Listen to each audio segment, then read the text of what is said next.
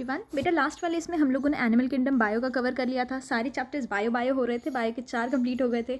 तो इस वाले इसमें अब हम लोग फिजिक्स का चैप्टर नंबर 3 लेके आए हैं। फिजिक्स का चैप्टर 3 स्टार्ट करने से पहले बेटा एक वेक्टर चीज़ आती है जिसको समझना बहुत ज़रूरी है। इसके बिना motion in a plane chapter पूरी तरह से अधूरा है, ठीक है। हाफ पार्ट आपको इसमें वेक्टर ही मिल जाएगा। उसके बाद हम लोग मोशन इन अ प्लेन थोड़ा सा पढ़ेंगे, मोस्टली वेक्टर में कवर हो जाता है। इसके बाद इसमें 2 टॉपिक बचते हैं, प्रोजेक्टाइल मोशन और एक यूनिफॉर्म सर्कुलर मोशन। उसके लिए मैं अलग से वीडियो लेकर आऊँगी। तो अब हम लोग स्टार्ट करते हैं वेक्टर से। अगर वेक्टर कुछ नहीं आता है तो भी एकदम रिलैक्स होकर बैठ जाओ, और अगर थोड़ा बहुत आता है तो आप अपने हिसाब से फास्ट वगैरह इस पर आपके हिसाब से करके देख सकते हो। पहली बेटा चीज़ वेक्टर समझने के लिए ये समझो कि 2 क्वांटिटीज़ होती है, एक होती है स्केलर और दूसरी होती है वेक्टर। अब इन दोनों में डिफरेंस समझना बड़ा ज़रूरी है। स्केलर वो क्वांटिटी होती है जिसका सिर्फ मैग्नीट्यूड होता है, स्केलर के पास सिर्फ मैग्नीट्यूड होता है।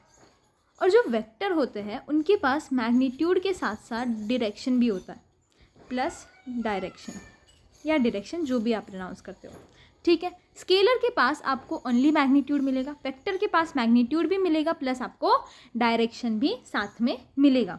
इनको एग्जाम्पल से देखते हैं तो शायद और बेटर आप समझ सको। अगर बेटा मैं बात कर रही हूँ, स्केलर लिख लो, अगर सपोज मैं बात कर रही हूँ डिस्टेंस की, मैंने आपसे कहा कि मैं बेटा जी 6 मीटर चली, ठीक है। तो इसमें कहीं पर डायरेक्शन आया? नहीं आया, राइट। सिमिलरली अगर मैं बात करूँ टाइम की, टाइम एक क्वांटिटी है, डिस्टेंस भी एक क्वांटिटी है। अगर मैं टाइम की बात कर रही हूँ तो टाइम में क्या कहीं पर भी आपको डायरेक्शन मिलता है? डायरेक्शन नहीं होता, राइट। क्लॉकवाइज एंटी क्लॉकवाइज अलग, वो क्लॉक के हैंड का डायरेक्शन है। टाइम का कोई डायरेक्शन है? 5 बज रहे हैं, ठीक है, 5 o'clock। 5 o'clock का कोई डायरेक्शन है क्या? ऑब्वियस सी बात है, 5 o'clock left right north south, इसमें कैसे हो सकता है? नहीं हो सकता, सिंपल सी चीज़। यानी इन क्वांटिटीज़ का कोई डायरेक्शन नहीं है, ठीक है। इनके एग्जांपल्स होता है बेटा डिस्टेंस, टाइम, साथ ही मास। 5 kg मास नॉर्थ में, it does not make sense, right. 5 kg south में, नॉर्थ में, it is absolutely making no sense. इसका मतलब ये सारी क्वांटिटीज़ के पास मैग्नीट्यूड है। मैग्नीट्यूड यानी मेजर जिसमें हम लोग कर रहे हैं वो नंबर को हम लोग मैग्नीट्यूड कहते हैं। टाइम में जब मैंने बोला 6 o'clock या 5 o'clock तो उसमें 6 या 5 ये मैग्नीट्यूड है कि नहीं।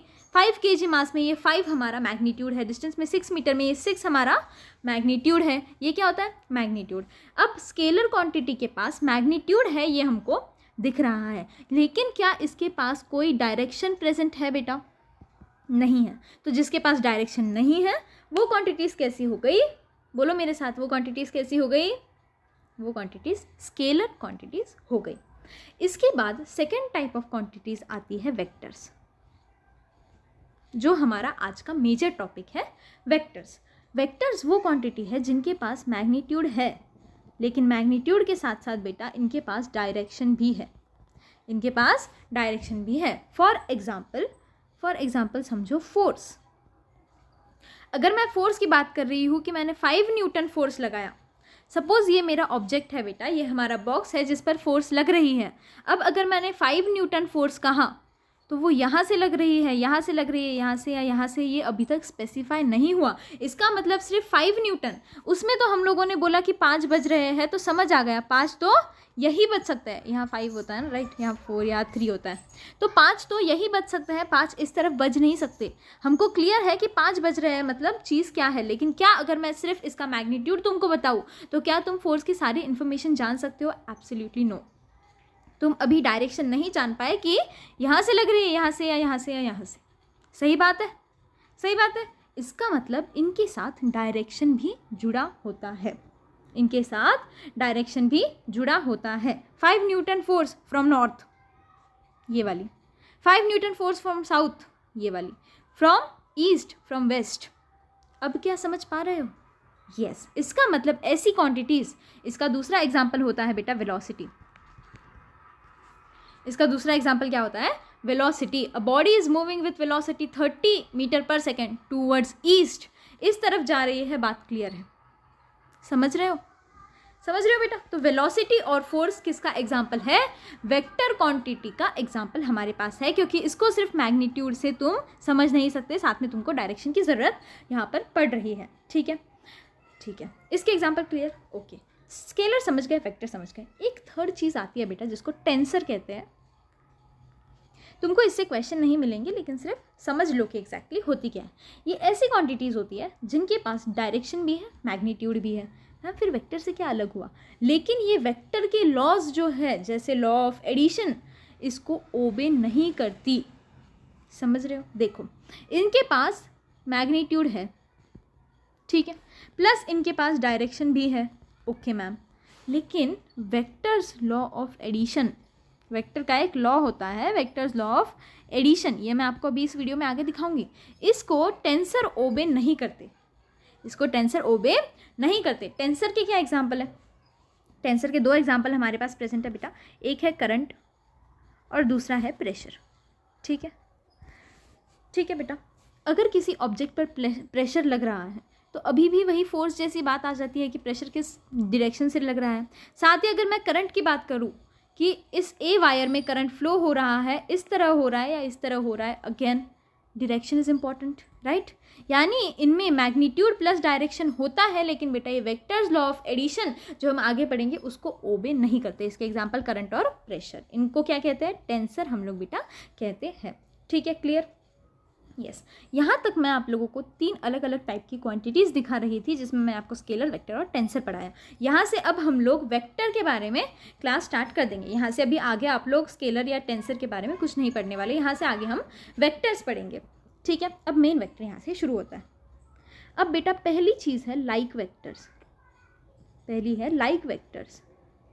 वेक्टर्स की पहले अब हम लोग कुछ बेसिक जानकारी लेंगे, उसके बाद में मैं आपको वेक्टर के लॉ वगैरह, पोजीशन वेक्टर, डिस्प्लेसमेंट वेक्टर सब कुछ पढ़ाऊंगे।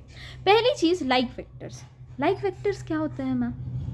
लाइक वेक्टर्स बेटा वो वेक्टर्स होते हैं जिनके पास सेम डायरेक्शन होती है, वेक्टर्स हैविंग सेम डायरेक्शन। ठीक है, यस। फॉर एग्जाम्पल मेरे पास ये वेक्टर है। अच्छा, एक चीज़ मैं दिखाना, देख लो एक बार, सिर्फ एक चीज़ देख लो, वेक्टर को हम लोग रिप्रेजेंट कैसे करते हैं। रिप्रेजेंट करने का तरीका, ये आपका मैग्नीट्यूड होगा, उसके ऊपर इस तरह एक एरो से हम लोग उसको रिप्रेजेंट करते हैं। अभी ऐसा नहीं होता कि जिस तरफ ऑब्जेक्ट जा रहा है उस तरफ एरो होगी, ऐसा नहीं है बेटा, ये यूनिफॉर्म हमारा सिंबल है, हमेशा एरो इसी की तरफ उसके ऊपर दिखाई जाती है। ये सिंबल है आपके वेक्टर का, मोस्टली यही यूज़ किया जाता है। या फिर एक और है कि आप ए जो है वो इस तरह लिखा जाता है। ठीक है, ठीक है, बोल्ड कर दिया जाता है उसको, ये भी एक सिंबल होता है वेक्टर का। ठीक है बेटा, जैसे अगर तुम लोग बेटा डिस्टेंस लिख रहे हो, अगर तुम लोग डिस्टेंस लिख रहे हो तो सिर्फ डी लिखा जाएगा, सही? या जो भी तुम लोगों का सिंबल होगा, फॉर एग्जांपल अभी डी ले लो, अगर मैं इस तरह डी लिख रही हूँ, वही अगर मैं वेक्टर वेलोसिटी लिख रही हूँ तो उसके ऊपर ये एक्सेलरेशन लिख रही हूँ तो ये क्या दर्शाता है? सिर्फ इसका वेक्टर होना दर्शाता है कि इसका सिर्फ मैग्नीट्यूड नहीं चलेगा, साथ में आपको डायरेक्शन भी लगेगा। यही दर्शाने के लिए बस ये उसका एक सिंबल काइंड ऑफ कह लो, ये दर्शाता है कि अगर ये इस तरह लिखा गया है तो वो चीज़ वेक्टर है। ठीक है, ठीक है, क्लियर? ओके, अब आते हैं लाइक वेक्टर्स। लाइक वेक्टर्स वो वेक्टर्स होते हैं जिनके पास सेम डायरेक्शन होता है, यानी दो ऐसे वेक्टर जो एक ही डायरेक्शन में जा रहे हैं। इस तरह सपोज ये ऊपर वाला वेक्टर है बेटा ए और नीचे वाला वेक्टर है बी वेक्टर। ठीक है, एक ए वेक्टर है, एक बी वेक्टर है। हो सकता है ए बी से बड़ा है मैग्नीट्यूड में या बी ए से बड़ा है, लेकिन बेटा कॉमन चीज़ ये है कि दोनों ईस्ट की तरफ जा रहे हैं। समझ रहे हो?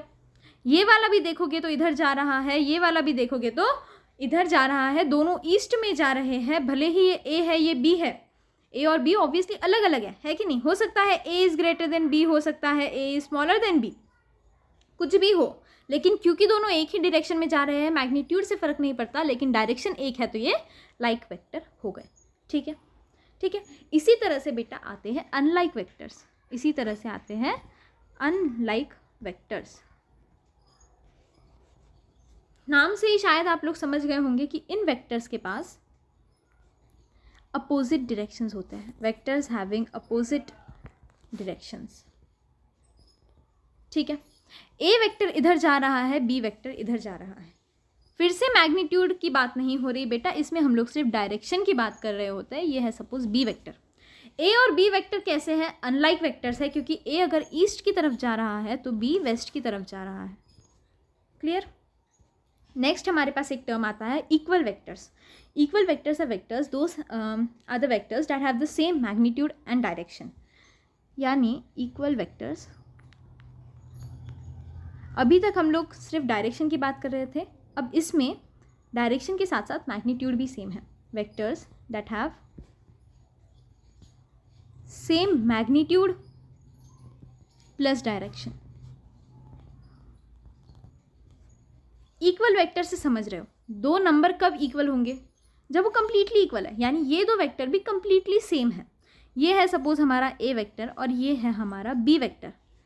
ठीक है, तो अब इसमें ये चीज़ होगी कि ए इक्वल टू बी, यानी इनका मैग्नीट्यूड भी सेम होगा और इनका डायरेक्शन भी सेम होगा। अब अगर मैग्नीट्यूड सेम है प्लस इनका डायरेक्शन भी सेम है तो क्या मैं लिख सकती हूँ? A vector is equals to B vector. ये इक्वल है तो इनको नाम दे दिया equal vectors. Vectors that have the same magnitude plus same direction. Okay, next आता है negative of a vector. Next आता है नेगेटिव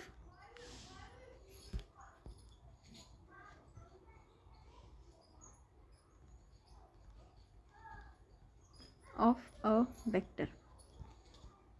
अब नेगेटिव ऑफ अ वेक्टर क्या होगा? वो vector having same magnitude and opposite direction. ठीक है, अब देखो, ये है ए वेक्टर, ये है बी वेक्टर। ठीक है, एक चीज़ तो देखकर क्लियर हो रही है कि दोनों का डायरेक्शन अपोजिट है। एक अगर ए ईस्ट की तरफ जा रहा है तो बी हमारा वेस्ट की तरफ जा रहा है, या ए अगर राइट की तरफ जा रहा है तो बी हमारा लेफ्ट की तरफ जा रहा है। दोनों की डायरेक्शन कैसी है? अपोजिट है। अब अपोजिट डायरेक्शन है यानी क्या याद आ रहा है तुमको? अनलाइक वेक्टर है। अब अनलाइक वेक्टर में अगर, यानी अपोजिट डायरेक्शंस में अगर ए इज इक्वल टू बी हो जाए, यानी इनका मैग्नीट्यूड अगर सेम हो जाए, तो इनको हम लोग कहते हैं नेगेटिव ऑफ अ वेक्टर। ठीक है, यानी अपोजिट डायरेक्शन और same magnitude, A is equals to B. ध्यान से देखो बेटा, A vector is not equal to A B vector, यहाँ पे सिर्फ मैग्नीट्यूड की बात हो रही है। A is equals to B vector. ठीक है, इसको और ध्यान से समझने के लिए, अगर एक कार हमारे पास ईस्ट में जा रही है 5 मीटर पर सेकेंड से, और दूसरी कार हमारी वेस्ट में जा रही है 5 मीटर पर सेकेंड से, ये दोनों है, तो ये वाला इसका नेगेटिव है। This is negative of a vector. ठीक है, एग्जाम्पल के साथ भी समझ गए? Clear? Negative of a vector clear हुआ। नेक्स्ट एक चीज़ आती है यूनिट वेक्टर। मैं स्टार्टिंग में आप लोगों को टर्म्स होते हैं बेटा, जिनको मैं स्टार्टिंग में बता देना चाहती हूँ। इसके बाद हम लोग पोजीशन वेक्टर पर जंप कर जाएंगे। ये लास्ट चीज़ है, unit vector. Yes, unit vector is vector having magnitude unity always। ठीक है, यूनिटी क्या होता है? Unity means one. यूनिटी का मतलब होता है वन बेटा। ठीक है, इसको मैं आगे और अच्छे से आप लोगों को थोड़ा बताती हूँ। ये देखो, एक सेकेंड, टेंशन मत लो, यूनिट वेक्टर क्लियर करा के भेजूंगी बेटा। यूनिट वेक्टर को हम लोग इस तरह रिप्रेजेंट करते हैं। ये एक ही जगह तुम्हारा कोई भी नंबर हो सकता है, इसके ऊपर ये कैप हम लोग इसको पहना देते हैं। ये हो गया यूनिट वेक्टर का रिप्रेजेंटेशन। ठीक है, रिप्रेजेंटेशन आप लोग समझ गए। अब एक चीज़ देखो, unit vector is equal to vector upon magnitude of vector. Magnitude को इस तरह रिप्रेजेंट करोगे। ठीक है, ये दो अगर साइड में रॉड लग गए तो हम लोग मैग्नीट्यूड की बात कर रहे हैं। ठीक है, इससे हमको इज ऑल्सो इक्वल टू, बताती हूँ मैं, समझाती हूँ। देखो बेटा, ये जो है हमारा यूनिट वेक्टर, ये हमको देता है डायरेक्शन। ये हमको क्या देता है? डायरेक्शन। मुझे बताओ, एक वेक्टर में क्या होता है? एक वेक्टर में क्या होगा? ये है हमारा मैग्नीट्यूड और ये है हमारा डायरेक्शन। ठीक है, ये है हमारा मैग्नीट्यूड, ये है हमारा डायरेक्शन। वेक्टर का मतलब ही है मैग्नीट्यूड प्लस डायरेक्शन। ठीक है, अब मैग्नीट्यूड और डायरेक्शन को अगर मैं मैग्नीट्यूड से डिवाइड कर दूँ, यानी अगर मैं इसमें से मैग्नीट्यूड को हटा दूँ, तो मेरे पास क्या बचेगा बेटा? डायरेक्शन बचेगा। डायरेक्शन बचेगा यानी यूनिट वेक्टर हमको क्या दे रहा है? वेक्टर की डायरेक्शन हमको दे रहा है। ध्यान से देखो, फिर से देखो, दिस इज द वेक्टर। ठीक है, वेक्टर को अगर मैं इसके मैग्नीट्यूड से बेटा डिवाइड कर दूँ, अगर मैं वेक्टर को मैग्नीट्यूड से डिवाइड कर दूँ तो वेक्टर में क्या है? एक तो है मैग्नीट्यूड, रुको शॉर्ट में लिखूँ मैं, एक है मैग्नीट्यूड और है डायरेक्शन। यस, इसको अगर मैं मैग्नीट्यूड से डिवाइड कर दूँ तो क्या बचा आपके पास? डायरेक्शन बचा। यानी कि वेक्टर को अगर मैं मैग्नीट्यूड से डिवाइड कर रही हूँ तो मुझे मिल रहा है डायरेक्शन, और इसी डायरेक्शन को हम लोग यूनिट वेक्टर से दर्शाते हैं। Unit vector clear? यस, ठीक है। नेक्स्ट हमारे पास आता है position vector and displacement vector. पहले पोजीशन वेक्टर को समझेंगे, फिर मैं आपको डिस्प्लेसमेंट वेक्टर दिखाती हूँ। यह है हमारे पास पोजीशन वेक्टर। यस, अब इसमें मैं एक बार बना लूँ फिर दिखाती हूँ। यस, इस चीज़ को सब लोग पहचानते हैं। ये है एक्स डायरेक्शन, ये है वाई डायरेक्शन, ये है जेड डायरेक्शन। ठीक है, ये सब लोग जानते हैं। ओके, अब बेटा जी इसको ऐसे समझो, अगर मैंने आप लोगों को कहा इफ इस ग्राफ पर मुझे 5 सेंटीमीटर प्लॉट करके दिखाओ, ये मुझे कहो ये 5 सेंटीमीटर या ये 5 अधूरी इन्फॉर्मेशन नहीं है? अधूरी इन्फॉर्मेशन नहीं है बेटा। सिर्फ 5 को अगर मैं आपको प्लॉट करने कहूँ तो कहाँ करोगे? एक्स में 5 पे प्लॉट करोगे, वाई में 5 पे प्लॉट करोगे, या जेड में 5 पर प्लॉट करोगे? ये चीज़ क्लियर नहीं है, अधूरी इन्फॉर्मेशन है, राइट? यानी अगर आपको किसी चीज़ की पोजीशन बेटा अगर दिखानी हो तो आपको मैग्नीट्यूड के साथ साथ डायरेक्शन भी देना होगा। डायरेक्शन भी देना होगा। मैग्नीट्यूड और डायरेक्शन अगर देना होगा तो वो वेक्टर हो गया, तो वो वेक्टर हो गया। यानी अगर इस ग्राफ पे कहीं आपको प्लॉट करनी है किसी चीज़ की पोजीशन तो आपको उसका मैग्नीट्यूड प्लस डायरेक्शन यानी उसका वेक्टर आपको चाहिए। ठीक है, अब चलो इसको आगे और अच्छे से देखिए। आपको एक बेसिक आइडिया आ गई पोजीशन वेक्टर क्या होता है। अब मैं दिखाती हूँ इसको रिप्रेजेंट आप लोग कैसे करते हैं। ठीक है, सपोज मेरा पॉइंट है, अब इतना मैं लिखती तो नहीं, मैं आप लोगों को बता देती हूँ। सपोज है, चलो 5 यूनिट्स जो भी होगा, सेंटीमीटर मीटर आपकी यूनिट अलग अलग होती है हर ग्राफ में। अगर 5 यूनिट हमारे हैं एक्स डायरेक्शन में और 6 यूनिट हमारे हैं वाई डायरेक्शन में, तो मुझे बताओ कहाँ आएगा? यहाँ 1 2 3 4 5 और इधर 1 2 3 4 5 6। ठीक है, ये 5 बेटा और ये 6, ये जहाँ मिल रहे हैं ये हमारी पोजीशन है।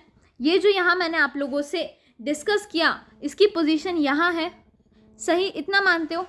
ठीक है, अब मुझे बताओ क्या ये जिस तरह मैंने इसको लिखा है ये आप लोगों को सही लगता है? 5 in X and 6 in Y? No.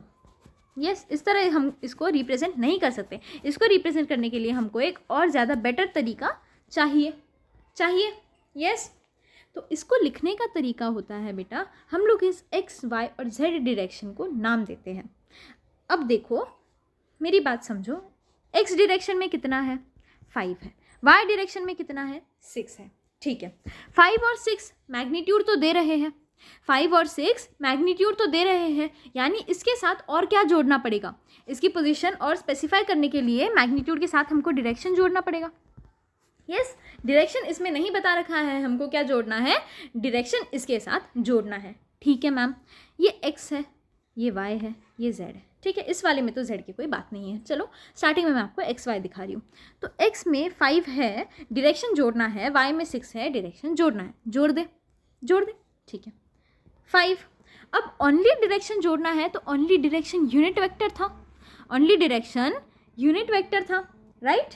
तो अब बेटा जी देखो, x के लिए होता है आई कैप, y के लिए होता है जे कैप एंड z के लिए होता है के कैप।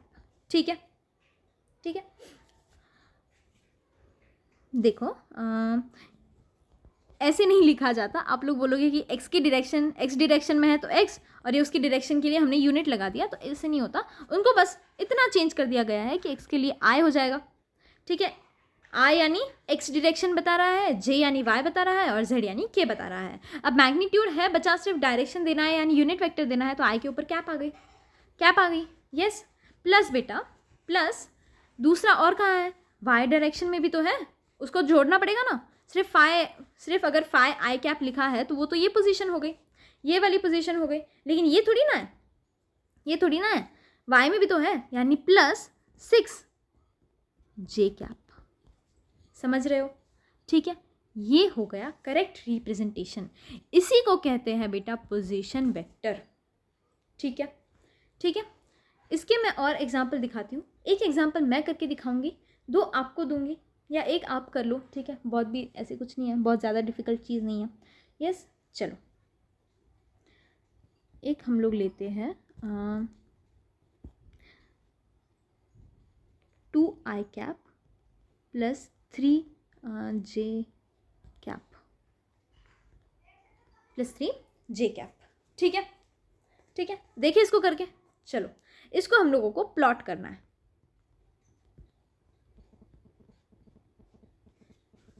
राइट, ठीक है।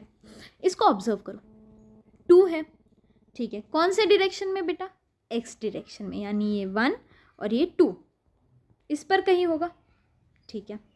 और क्या है मैम, 3j कैप, यानी 3 1 2 3, जहाँ मिले वहाँ है।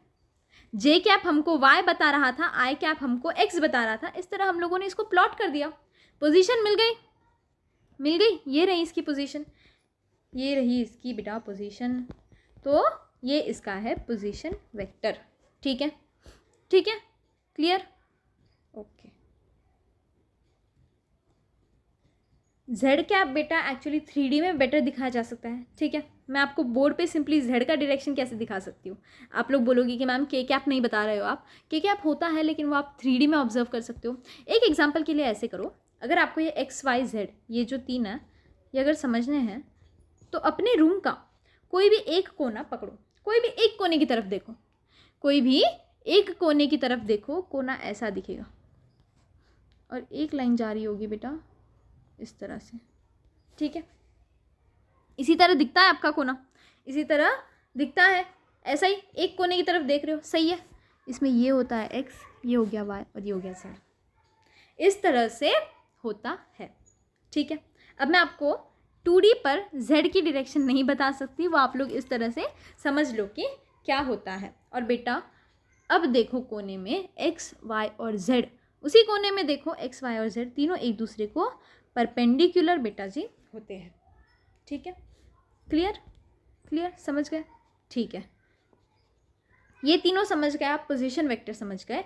अब होता क्या है डिस्प्लेसमेंट वेक्टर। अच्छा, पोजीशन वेक्टर इन जनरल कैसे लिखा जाता है देख लो। पोजीशन वेक्टर को हम लोग लिखते हैं r dash is equals to x1 i cap plus y1 j cap.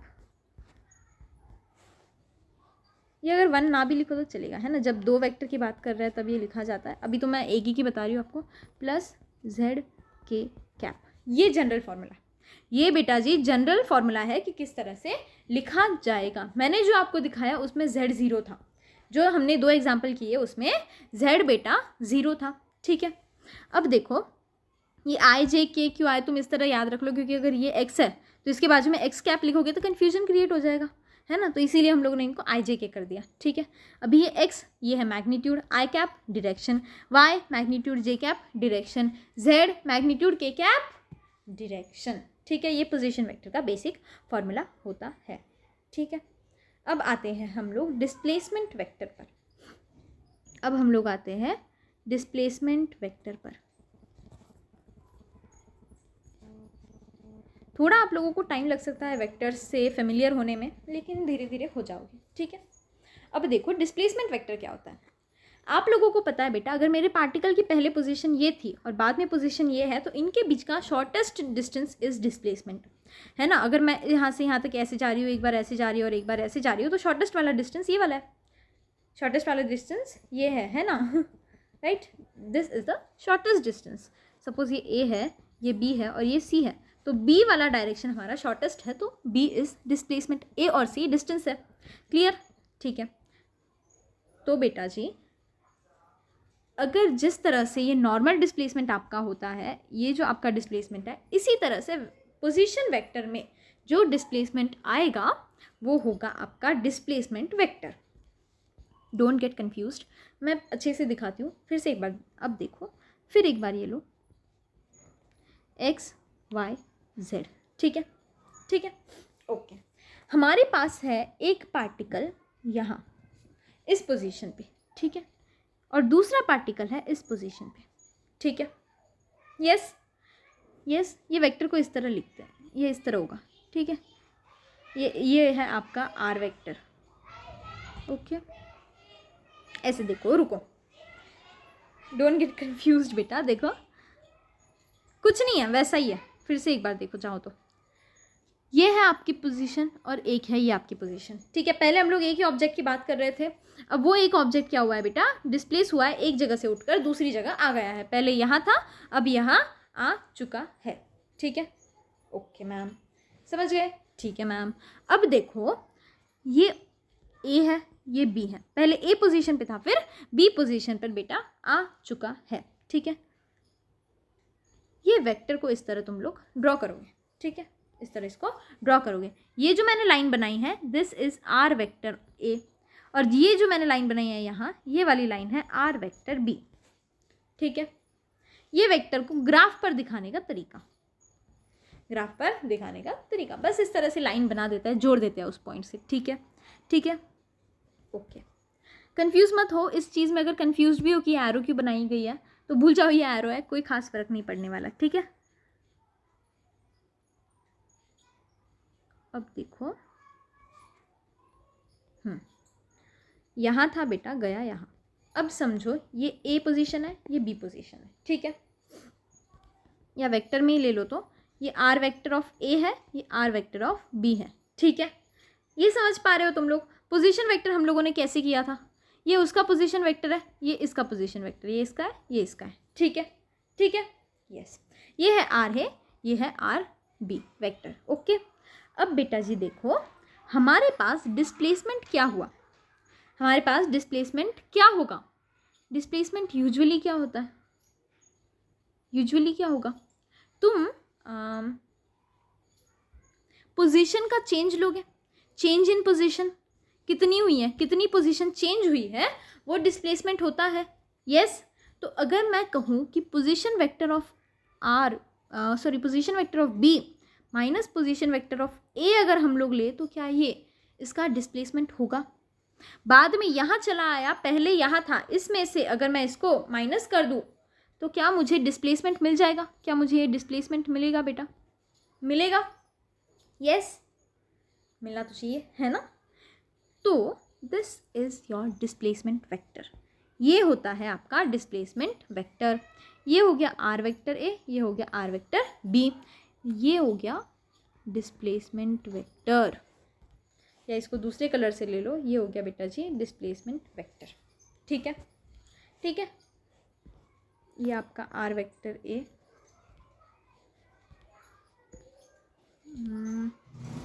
ये आपका आर वेक्टर बी, अलग अलग कलर से आप समझ रहे हो। ये क्या है, जब पोजीशन चेंज हो गई तब का वेक्टर ये है पोजीशन, जब पोजीशन चेंज नहीं हुई थी तब का वेक्टर ये है येलो वाला, और डिस्प्लेसमेंट कितनी हुई वो रेड वेक्टर आपको दिखा रहा है, ठीक है। अब रेड वेक्टर क्या है बेटा, R of B minus R of A, ठीक है। इसको और बेटर ऐसे यहाँ देखो आगे, आर वेक्टर ऑफ ए क्या होगा, R vector of position vector हमने किस तरह लिखा था बेटा, x i cap plus y j cap plus z k cap, ठीक है, मैं लिख ही लेती हूँ। अब यहाँ पे क्योंकि दो है तो एक्स ऑफ ए ले लो, X A I cap plus Y A J cap plus Z A K cap, ठीक है। ये आर ए वेक्टर की पोजीशन है, यस, ये ए वेक्टर की पोजीशन है। पोजीशन वेक्टर है ये ए का, ठीक है। इसी तरह से बी का पोजीशन वेक्टर क्या होगा बेटा जी, एक्स में बी कितना है, एक्स वाला डायरेक्शन, ठीक है। वाई में बी कितना है, वाई वाला डायरेक्शन आगे लगाएंगे ना, और जेड में बी कितना है, के का डायरेक्शन, ठीक ठीक। अब हमको करना क्या है, R of vector B minus R of vector A, सही है, सही है, यही हमको करना है। तो इनको सब्ट्रैक्ट करने के बाद क्या मिलेगा, क्या मिलेगा, X of B minus X of A, दोनों भी आई कैप है, दोनों एक्स में है, plus Y of B minus Y of A, दोनों भी जे में है, plus Z of B, Z of B minus Z of A K cap. ये है आपका असली डिस्प्लेसमेंट वेक्टर।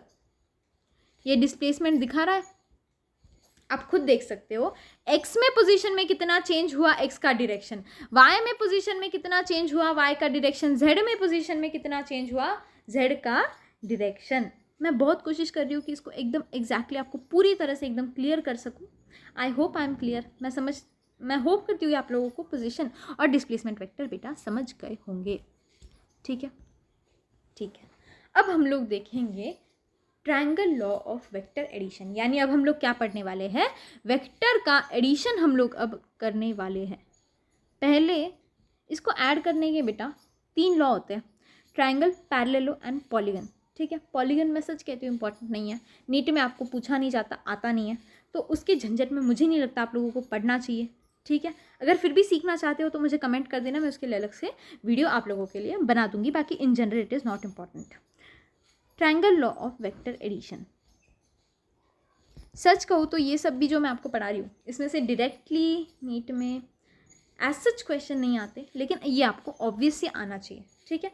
ये ज़रूरत पड़ेगी, आना चाहिए, याद रखो, ठीक है। पॉलीगन वाला इतना इंपॉर्टेंट नहीं है, आई मीन इंपॉर्टेंट ही नहीं है। Triangle law of vector addition क्या होगा बेटा, ये है हमारे पास वेक्टर ए, ये है सपोज हमारे पास वेक्टर बी।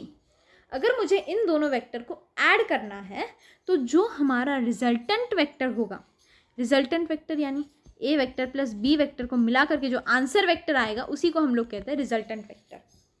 जो आंसर वेक्टर होगा उसी को हम लोग क्या कहते हैं बेटा, उसी को हम लोग कहते हैं रिजल्टेंट वेक्टर। एक चीज़ ये है, सिर्फ एक चीज़ मैं बता दूँ फिर मैं आपको ये ट्रायंगल लॉ स्टार्ट करती हूँ, ठीक है। ये रिजल्टेंट वेक्टर क्या होता है पता चल गया, आंसर वेक्टर को रिजल्टेंट वेक्टर कहते हैं, दैट्स इट। ए और बी वेक्टर को मिलाने के बाद जो आंसर वेक्टर आएगा दैट इज रिजल्टेंट वेक्टर। एक चीज़ मैं आपको बताना चाहती हूँ that is parallel shifting. Parallel shifting, vectors को बेटा आप पैरेलल शिफ्ट कर सकते हो, यानी मेरा वेक्टर अगर यहाँ है तो मैं उसको यहाँ तक इस तरह पैरेलल शिफ्ट कर सकती हूँ। मुझे बताओ क्या ये दोनों पैरेलल है, ये दो जो मैंने वेक्टर बनाए ये पैरेलल है। यही वेक्टर को मैं बेटा घसीट कर यहाँ लेकर आई हूँ। क्या किया मैंने, इसी वेक्टर को घसीट कर अगर मैं यहाँ ले आई तो इसमें कोई चेंज नहीं आएगा, क्योंकि देखो मैग्नीट्यूड अभी भी वही है, डायरेक्शन अभी भी वही है, मैग्नीट्यूड अभी भी वही है, डायरेक्शन अभी भी वही है, सिर्फ मैंने मेरी सुविधा के लिए इसको ऊपर या नीचे कर दिया, ठीक है। अब गलत कब होगा, जब मैं इस वेक्टर को इस तरह घुमा करके यहाँ ले आऊँ, पोजीशन चेंज हो गई, राइट। मैग्नीट्यूड तो सेम रहा लेकिन डायरेक्शन अब बदल गई है, पहले इस तरफ था अब इस तरफ हो गया, राइट। यानी इस तरह से तो हम लोग वेक्टर्स को शिफ्ट नहीं कर सकते, ये तो गलत हो जाएगा, ये तो गलत हो जाएगा। लेकिन अगर मैं इसको इस तरह पैरेलल लेकर जाऊँ तो डायरेक्शन भी सेम है, मैग्नीट्यूड भी सेम है, तो कोई फ़र्क नहीं पड़ेगा। यानी पैरेलल शिफ्टिंग हम लोग वेक्टर्स की कर सकते हैं, ठीक है। ये बात समझ में आई, ओके। अब होता क्या है, अगर हमारे पास है ये ए वेक्टर और हमारे पास है एक ये बी वेक्टर, ये दो हमारे पास वेक्टर है जिनको हमको ऐड करना है। अब इस वेक्टर को बेटा ध्यान से देखो, इसमें क्या होगा, वेक्टर में क्या होगा, ये जो पीछे वाली साइड है इसकी जो ये पूंछ तुम लोग देख रहे हो इसको हम लोग टेल कहते हैं, इसको हम लोग टेल कहते हैं। और ये जो ऊपर वाला है जिस पे इसने ये टोपी पहन रखी है ये इसका हेड है। इसको कैसे याद रखोगे, जिस वाले साइड पर इसने ये टोपी पहन रखी है वो वाली साइड इसकी हेड है। टोपी कहाँ पहनोगे, पैर में थोड़ी पहनोगे, हेड में पहनोगे, तो ऊपर वाली साइड बेटा इसकी ये हेड हो गई और ये जो नीचे वाली साइड है दैट इज टेल, ये हेड वो टेल, ठीक है, ठीक है, समझ गए, ठीक है। अब करना क्या है, हमको इन वेक्टर्स को ऐड करना है। एक वेक्टर ये है मेरे पास और एक वेक्टर ये है, इन दोनों को मुझे बेटा ऐड करना है। अब ट्रायंगल लॉ ऑफ एडिशन ये कहता है कि तुम वेक्टर को ऐड कर सकोगे इस लॉ के मुताबिक अगर एक वेक्टर का हेड दूसरे वेक्टर्स के टेल से जुड़ा हो।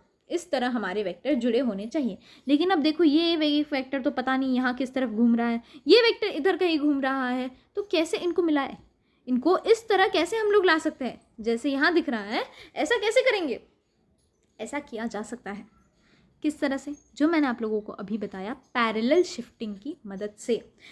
इस वाले वेक्टर को पैरेलल शिफ्ट करके यहाँ ले आओ और इस वाले वेक्टर को पैरेलल शिफ्ट करके यहाँ ले आओ, तो क्या ये बन गया?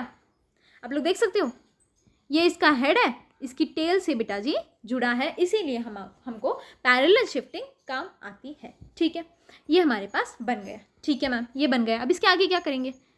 ये दोनों बिल्कुल सेम है ना, ये दोनों सेम है, इसलिए मिटा रही हूँ मैं। मिट जा। यस, ठीक है। अब हमारे पास ऐसा तो बन गया कि इसका हेड इसकी टेल से हमारे पास जुड़ा हुआ है। ठीक है, ये है ए वेक्टर, ये है बी वेक्टर। क्लियर? चाहिए रिजल्टेंट वेक्टर यानी आंसर। ये वाला जो वेक्टर होगा ये होता है आपका रिजल्टेंट वेक्टर, या इनको ऐड करने के बाद आपको ये वाला वेक्टर मिलेगा। ठीक है, इसमें बहुत खिचड़ी हो गई है, मैं फिर से एक बार एकदम सिंपल में बना के दिखाती हूँ। ये ए वेक्टर बेटा, ये बी वेक्टर, और यहाँ जो बनकर आएगा इस तरह, ये होगा आपका resultant vector. This is R vector, this is A and this is B vector. ठीक है, ठीक है, यस। अब इसको निकालोगे कैसे, है ना? इसको निकालने के लिए भी तो कोई तरीका चाहिए मैम। बिल्कुल चाहिए बेटा। रिजल्टेंट वेक्टर इस तरह आता है,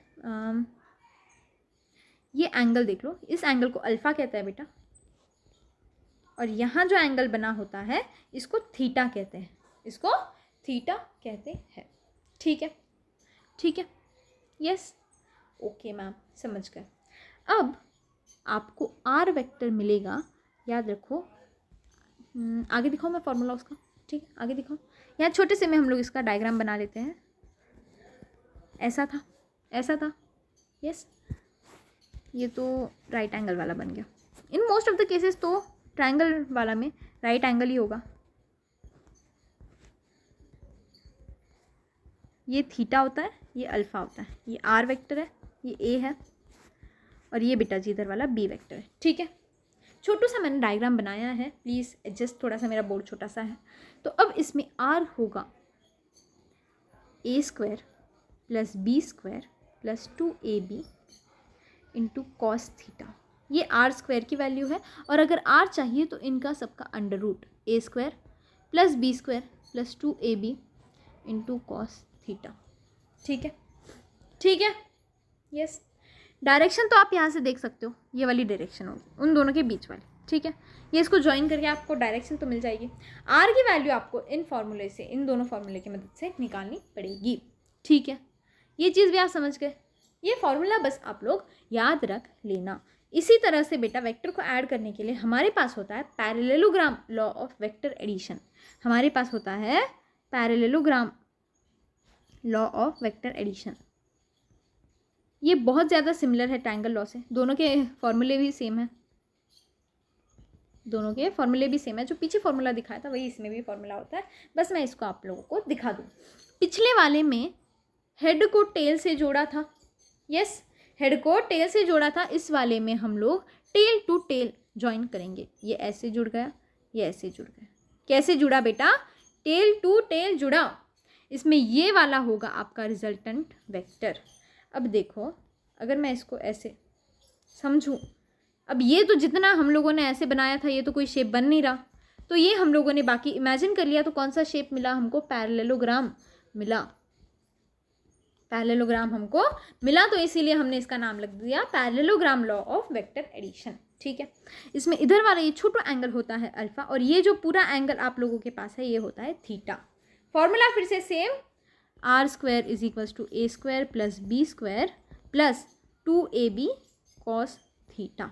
याद रहेगा? रहेगा, ठीक है। मुझे ट्रायंगल लॉ से पैरेललोग्राम पर्सनली ज़्यादा पसंद है। ठीक है, और दोनों में बेटा अब ये थीटा के लिए लॉ है, तो अल्फ़ा निकालने के लिए भी लॉ होता है, अल्फ़ा निकालने के लिए लॉ होता है। मैं दिखा दूँ, alpha is equal to B sin theta upon A plus B cos theta. Yes, ठीक है, इसमें अल्फ़ा नहीं, tan alpha okay, tan alpha, इससे आप लोग अल्फ़ा की वैल्यू पता कर सकते हो। ठीक है बेटा, क्लियर है? ये क्लियर है? ठीक है।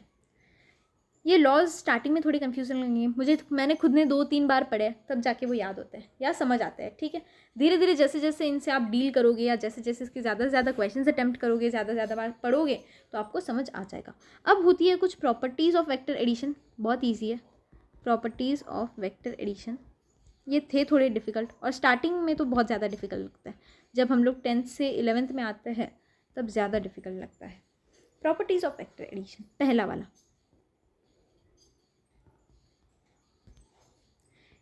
A vector plus B vector is equal to B vector plus A vector. अगर आपको दे रखा है A vector plus B vector is equal to और not equal to B vector plus A vector, तो इट इज़ ऑलवेज इक्वल। ठीक है, ऐसा आप लोगों को ट्रू एंड फॉल्स वगैरह में आ सकता है कि choose how many statements are true या चूज द करेक्ट स्टेटमेंट्स, तो ये वाला हमेशा करेक्ट होगा। ठीक है, A vector plus B vector is always equal to B vector plus A vector. इसी के साथ एक और होता है, इसी के साथ एक और होता है बेटा जी, A vector plus zero vector, यानी मैग्नीट्यूड जिसका ज़ीरो होगा is always equal to A vector, is as it is equal to A vector. ठीक है, क्योंकि मैग्नीट्यूड ही ज़ीरो है तो क्या ही फ़र्क पड़ेगा। यस, और एक लास्ट होता है A vector plus in bracket B vector plus C vector is equal to A vector plus B vector in bracket plus C vector. It is like that है ना, उस पर बहुत मीम चल रही है कि ए ने बी और सी को इंट्रोड्यूस कराया, सॉरी सी ने ए और बी को इंट्रोड्यूस कराया तो ये दोनों साथ हो गए और सी को अकेले छोड़ दिया। इट लाइक दैट है ना। ठीक है बेटा, ये समझ गए, ये 3 इसके प्रॉपर्टीज़ है एडिशन के, वेक्टर एडिशन के, ये क्लियर हो गए। अब बेटा 2 ही चीज़ें बचती हैं, 2 ही मेजर चीज़ें बचती हैं। एक है वेक्टर प्रोडक्ट यानी मल्टीप्लिकेशन। अच्छा, सब्ट्रैक्शन बताना रह गया, एक बार सब्ट्रैक्शन देख लो, एक बार सब्ट्रैक्शन देख लो, फिर सिर्फ मल्टीप्लिकेशन बचता है, डिवीजन में ऐसा अपने को दिया नहीं है। ठीक है, अब बात आती है सब्ट्रैक्शन की, डिवीजन होता है नहीं होता है क्या होता है वो तुम लोगों को नहीं है, फालतू के दिमाग लगाओ मत। अब बात करते हैं सब्ट्रैक्शन ऑफ वेक्टर्स की। Let me tell you, vectors can not be subtracted. Ma'am आप ये क्या बात बोल रहे हो? Vectors cannot be subtracted. There is no way to subtract vectors, right? There is no way to subtract vectors. आप a vector में से b वेक्टर को निकाल ही नहीं सकते। लेकिन मैम ऐसा क्यों बोल रहे हो, हमने तो देख रखा है करा जाता है। मैं बताती हूँ वो एग्जैक्टली क्या करा जाता है। It is not subtraction, it is basically addition itself. तुम प्रॉपर सब्ट्रैक्शन नहीं कर सकते। हम लोग बेसिकली एडिशन से ही सब्ट्रैक्शन कर सकते हैं। Basically it is addition. कैसे मैम? बताती हूँ। A vector minus B vector अगर आप लोगों को करना है तो आप लोग करते हो A vector plus minus B vector. समझ रहे हो? समझ रहे हो? ए वेक्टर में से बेटा आप बी वेक्टर निकाल नहीं सकते। कैसे निकालोगे यार? डायरेक्शंस भी सब्ट्रैक्ट करी जा सकती है क्या? नहीं। तो हम लोग क्या करेंगे, ए वेक्टर में बी वेक्टर का अपोजिट वेक्टर ऐड कर देंगे। बी वेक्टर का मैग्नीट्यूड जो है या जो बी वेक्टर है उसको माइनस करके हम लोग ए वेक्टर में जोड़ देंगे। तो प्लस माइनस माइनस हो गया। तो वेक्टर कह रहा था, बड़ा जिद पे अड़ा था कि यार मैं सब्ट्रैक्ट करने नहीं दूंगा। तो हमारे मैथमेटिशियंस ने भी बड़ा दिमाग लगाया और बोला कि हम तुझे ऐड करके ही सब्ट्रैक्ट कर देंगे। ठीक है, तो हमने यहाँ पे वेक्टर को चुना लगा दिया है, बड़ा सारा हमने इसको चुना लगा दिया है बेटा। हम लोग इसको एडिशन करके सब्ट्रैक्शन कर देते हैं, इसको धोखा दे दिया। ठीक है, this is what is subtraction. इसमें भी ज़्यादा आपको पढ़ने की ज़रूरत नहीं है। मैं आपको लास्ट में 1-2 नीट से क्वेश्चंस भी करा दूंगी सो डैट यू अंडरस्टैंड कि किस टाइप के क्वेश्चंस होते हैं। नेक्स्ट चीज़ आती है इनका मल्टीप्लिकेशन। बेटा अगर मैं जनरल आपको मल्टीप्लिकेशन करने बोलूँ तो अगर मैंने इस तरह लिख रखा है या अगर मैंने इस तरह लिख रखा है तो वैसे तो दोनों बेसिकली सेम चीज़ होती है। यानी मल्टीप्लिकेशन हमारे पास एक डॉट से भी रिप्रेजेंट होता है और एक इस क्रॉस के साइन से भी रिप्रेजेंट होता है। अब अगर इन जनरल स्केलर क्वांटिटीज़ के लिए अगर आपको ये दे रखा है तो ये दोनों इक्वल होता है ना, दोनों में तुम मल्टीप्लाई ही करोगे। लेकिन वेक्टर्स के साथ डॉट प्रोडक्ट अलग निकलता है और क्रॉस प्रोडक्ट अलग निकलता है। और बेटा जी क्रॉस प्रोडक्ट अलग निकलता है, ये बात समझ गए। क्या होता है वो आगे दिखाऊंगी, पहले इतनी चीज़ समझ लो, स्केलर में अगर डॉट में भी लिखा हो और इसमें भी लिखा हो, दोनों में आंसर 72 आएगा, दोनों में आंसर 72 आएगा। लेकिन अगर ये वेक्टर होते बेटा, अगर ये वेक्टर होते तो दोनों में आंसर अलग अलग आएगा। वेक्टर का डॉट प्रोडक्ट और क्रॉस प्रोडक्ट ये दोनों अलग अलग होते हैं। Is that clear? Is that clear? यानी बेटा आप एक चीज़ तो समझ गए कि मल्टीप्लिकेशन में वेक्टर में दो टाइप आ जाते हैं, one is dot, another is cross. एक को कहते हैं डॉट प्रोडक्ट, दूसरे को कहते हैं क्रॉस प्रोडक्ट। जो डॉट वाले मेथड से आंसर आया वो हो गया डॉट का प्रोडक्ट, और जो क्रॉस वाले से आया वो हो गया क्रॉस प्रोडक्ट। Simple, yes. चलो अब इनको फटाफट से हम लोग समझ लें। अब हम लोग इनको फटाफट से समझ लेते हैं। इनको कैसे करना है वो मैं आप लोगों को दिखा देती हूँ। वो मैं आप लोगों को क्या करूँगी, फटाफट से दिखा दूँगी। अब मेरे पास बात समझो, अगर लिखा है 8i cap plus 2j cap plus k cap भी ले लो, वरना तुम लोग बोलोगे मैम k कैप ले ही नहीं रहे आप, dot product 2i cap plus 6j cap plus 3k cap. तो इसको कैसे करोगे? अब देखो इसमें आपको क्या करना है, देखो इसमें आपको क्या करना है, फटाफट से देखो। डॉट है, डॉट वाला सबसे सिंपल होता है, टू बी ऑनेस्ट, एकदम एकदम है ना, क्लियर एकदम स्ट्रेट फॉरवर्ड आई है। 8i कैप 2i कैप, इनका डायरेक्शन सेम है, इनको मल्टीप्लाई करो, 8 2 ज़ा 16। अब इसके बाद बेटा डॉट प्रोडक्ट जो होता है, ये वाला जो आंसर आएगा, इसमें कहीं पर भी आप डायरेक्शन को इंक्लूड नहीं करोगे, आई कैप जे कैप इसके आगे नहीं लिखा जाता।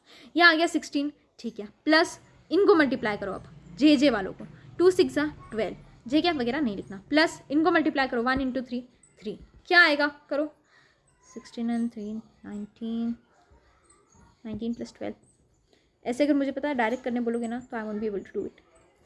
आ गया 31, ठीक है। तो 31 इज़ योर डॉट प्रोडक्ट। इनका डॉट प्रोडक्ट क्या है, 31 है। क्लियर? क्लियर, ठीक है। इसका मैं आप लोगों को एक देती हूँ, मुझे करके दिखाओ। इसका मैं आप लोगों को एक देती हूँ, इसका आप मुझे करके दिखाओ। ये सारी चीज़ें आपको नीट में कहाँ काम आती है, मैं इसके बाद दिखाती हूँ। एक ही आप लोग ट्राई करो, फिर मैं दिखाती हूँ। 3i cap plus 6j cap, चलो थोड़ा चैलेंजिंग देती हूँ। Dot product 2i cap plus 3j cap minus 2k cap. दिखाओ ये करके, मुझे ये करके दिखाओ। एक और ले लो, चलो, first one and second one, या एक बार मैं ये दिखा दूँ फिर दूसरा देती हूँ, वरना मैं ये भूल जाऊँगी क्या लिखा था। चलो करके देखते हैं, पॉज करके आप लोग ट्राई कर लो, मैं आंसर दिखा रही हूँ। 3 × 2 आई वाले मल्टीप्लाई करेंगे 6, प्लस जे वाले मल्टीप्लाई करो 6 × 3 18, प्लस है आगे तो कुछ दिख नहीं रहा मैम, अब क्या करें? इसके आगे कुछ नहीं है, मतलब क्या मैं इसको प्लस 0k कैप मान लूँ? प्लस 0k कैप हो गया, -2 × 0 बेटा प्लस 0, क्या आंसर आया 24। समझे? समझ गए? ऐसा ही एक दूसरा दिखाती हूँ, ऐसा ही एक मैं दूसरा दिखाती हूँ। For example 3i cap minus 2j cap dot product 3i cap minus या प्लस 2j कैप। अब इसको कैसे करोगे? अब इसको कैसे करोगे? करो ट्राई, पॉज करके। किया? चलो अब 3 × 3 9 प्लस -2 × +2 -2 × +2 -4, प्लस माइनस माइनस, यानी बेसिक मैथ्स तो आप लोगों को आता है कैसे किया जाता है ना। 5 आंसर आ गया। क्लियर? ठीक है, समझ गए ये चीज़? ओके, डॉट प्रोडक्ट खत्म। अब होता है क्रॉस प्रोडक्ट, जो थोड़ा सा अटपटा है, ठीक है, जो थोड़ा सा अटपटा है, लेकिन डोंट वरी, मैं बता दूंगी आप लोगों को। नेक्स्ट आता है cross product 2i cap plus 3j cap plus 2k cap dot cross product और कुछ ले लो 4i cap plus 6j cap plus 3k cap. इसको करने की, क्रॉस प्रोडक्ट करने के लिए डब्बे की ज़रूरत पड़ती है, डब्बे की, ठीक है। किस चीज़ की ज़रूरत पड़ेगी? डब्बे की। मैं इसको साइड में लिख लेती हूँ, फिर मैं आगे आपको डब्बा दिखाती हूँ, ठीक है। अभी देखो क्या करेंगे। अब देखो क्या बेटा जी करना है। आपको बनाना है इस तरह से डब्बा, ठीक है। यहाँ लिखो आई कैप, यहाँ लिखो जे कैप, यहाँ लिखो के कैप, ठीक है, ठीक है। हमारे पास दो वेक्टर हैं जिनका हमको क्रॉस प्रोडक्ट करना है। पहले वाले को मान लो फर्स्ट वेक्टर, सेकंड वाले को मान लो दूसरा वेक्टर। ये फर्स्ट वेक्टर, ये सेकंड वेक्टर। इस वेक्टर को कहीं आप लोग साइड में लिखना, ठीक है बेटा, छोटा बोर्ड है, एडजस्ट कर लो थोड़ा। फर्स्ट वेक्टर और सेकंड वेक्टर आपने लिखे। फर्स्ट वेक्टर में आई कैप के पहले क्या लिखा है, उस आई कैप का मैग्नीट्यूड क्या है 2, जे कैप का मैग्नीट्यूड 3, के कैप का मैग्नीट्यूड 2, ठीक है, ठीक है, यस। सेकेंड वेक्टर में आई कैप का मैग्नीट्यूड 4, जे कैप का मैग्नीट्यूड 6, के कैप का मैग्नीट्यूड 3, ठीक है। ये डब्बा बनाना आप लोगों को आ गया, ठीक है, डब्बा बनाना आप लोगों को आ गया, ये हमारा डब्बा, ठीक है बेटा। अब इसमें करना क्या होगा, इसमें करना क्या होगा, फर्स्ट स्टेप, आई कैप भूल जाओ, यहाँ प्रेजेंट है, इस आई कैप को छुपा दो, समझो ये यहाँ है ही नहीं, समझो ये यहाँ बेटा है ही नहीं, छुपा दिया, अपने हाथ से छुपा लो चाहो तो, छुपा लिया, ठीक है। अब करना क्या है, क्रॉस प्रोडक्ट। क्रॉस कैसे बनाते हो, पहले ऐसे फिर ऐसे, बस वही आप लोगों को करना है। 3 × 3 6 × 2, पहले 3 × 3 किस तरह बनाते हो वही याद रखो, पहले ये ऐसे आएगा फिर ये ऐसे आएगा, यानी पहले 3 × 3 9, इसमें से सब्ट्रैक्ट करोगे 6 × 2 दैट इज 12, ठीक है। और छुपाया क्या था, आई कैप, तो इसके आगे लगा दो आई कैप, क्या आया बेटा -3 आई कैप, ठीक है, -3 आई कैप, ये हमको पहली चीज़ इसके बारे में मिल गई, ठीक है, ये हो गया। अब नेक्स्ट चीज़ बेटा, अब छुपाओ जे वाला डब्बा, अब क्या करो, जे वाला डब्बा आप लोग अभी छुपाओ, लेट्स डू इट। समझो अब ये जे वाला डब्बा यहाँ प्रेजेंट नहीं है, समझो अब ये जे वाला डब्बा यहाँ प्रेजेंट नहीं है, छुपा दिया, ठीक है। अब क्या करेंगे, जो बचा उनका फिर से क्रॉस प्रोडक्ट, ये मैसअप हो रहा है, नहीं फिर से लिखूँ क्या मैं, चलो इतना तो कर सकते हैं आप लोगों के लिए, ये ऐसे फिर से 2 3 2 एंड 4 6 3, ठीक है।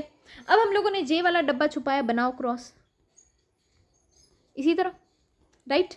फर्स्ट अब एक चीज़, हाँ एक चीज़, जे कैप के पहले यहाँ आगे माइनस लिख दोगे, यहाँ माइनस लिख दोगे। अब क्या करना है, 2 × 3, 2 3 6 माइनस 2 4 8, क्या आएगा, इसके आगे लगा दोगे जे कैप। अब हमको इसी को आगे सॉल्व करके देखो, 3 आई कैप, इसका आंसर -2 आ रहा, माइनस माइनस प्लस होके +2 जे कैप, ठीक है। बेसिक मैथ्स मैं नहीं सिखाने वाली कि प्लस माइनस क्या होता है, उतना तो तुम लोगों को आता होना चाहिए, ठीक है, उतना तो आता मांगता है यार। इसके बाद क्या करोगे, इसके बाद सिर्फ देखो बेटा, जे कैप के पहले आपको एक खुद से माइनस लगाना है, के कैप के पहले तो अपने आप ही प्लस आएगा, सिर्फ जे कैप के पहले आपको माइनस लगाना होता है। अब क्या करना है, फिर से डब्बा बनाऊँ मैं ताकि कंफ्यूजन ना हो, 2 3 2 एंड 4 6 3, इस बारी छुपाना है के वाला डब्बा। अब बनाओ क्रॉस इस तरह, क्या बना, 2 × 6 12 माइनस 4 3 12, यानी जेड कैप। जेड कैप बेटा 0 हो गया, प्लस यहाँ तो 0 आ जाएगा, +0 कुछ नहीं होता, माइनस भी 0 होता तो कोई फ़र्क नहीं पड़ता, ठीक है। यानी हमारे पास आंसर क्या आया, 3 आई कैप +2 जे कैप। ये है 1 और 2 वेक्टर का क्रॉस प्रोडक्ट, समझ गए, समझ गए, ठीक है।